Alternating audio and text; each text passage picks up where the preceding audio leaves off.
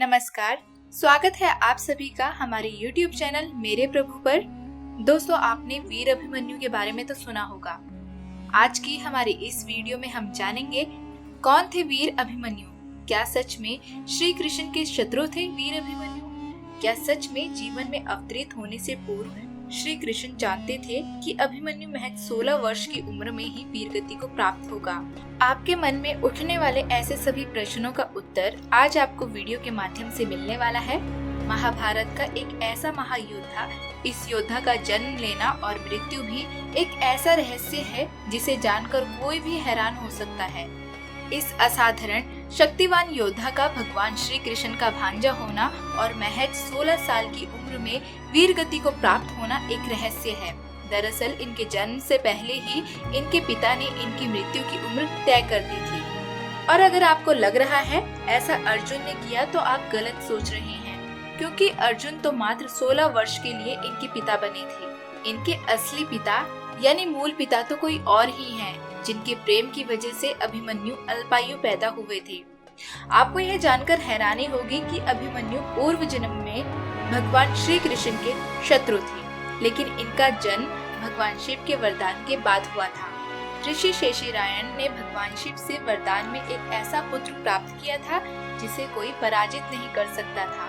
शेषिरायण ऋषि का यह पुत्र काल यवन के नाम से जाना गया।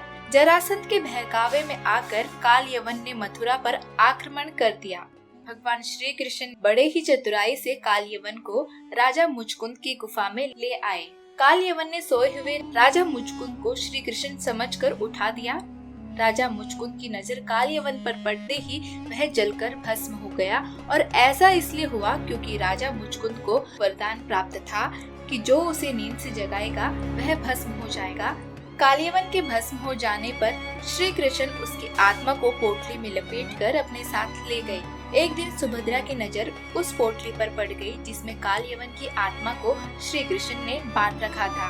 सुभद्रा ने उस पोटली को इसलिए खोल दिया क्योंकि वह जानना चाहती थी इसमें क्या है, और उनके ऐसा करने से कालयवन की आत्मा सुभद्रा के गर्भ में चली गई। यही कालयवन भगवान श्री कृष्ण का भांजा अभिमन्यु हुआ। अब बात करते हैं कि अभिमन्यु अल्पायु क्यों हुए। पृथ्वी पर धर्म की स्थापना करने के लिए भगवान श्री कृष्ण अवतार लेने वाले थे, तब सभी देवी देवताओं से इसमें योगदान करने के लिए कहा गया। सभी देवी देवता इसके लिए तैयार हो गए। कुछ देवता स्वयं मनुष्य बनकर धरती पर अवतरित हुए, तो कुछ ने अपने पुत्रों को भेजा। चंद्रदेव से कहा गया कि वह अपने पुत्र वर्चा को पृथ्वी पर अवतरित होने की आज्ञा दें।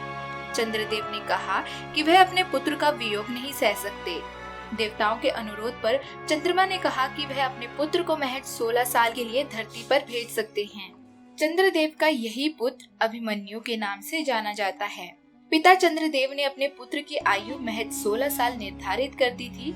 अब जब महाभारत का युद्ध निर्धारित हुआ, तो सुभद्रा के गर्भ में ही अभिमन्यु चक्रव्यूह में प्रवेश करना तो सीख गए, लेकिन जब चक्रव्यूह से निकलने का रास्ता अर्जुन बता रहे थे, उस समय सुभद्रा को नींद आ गई। इससे अभिमन्यु चक्रव्यूह से निकलना नहीं सीख पाए और महाभारत युद्ध के दौरान इसी व्यूह में फंसकर वीर गति को प्राप्त हुए।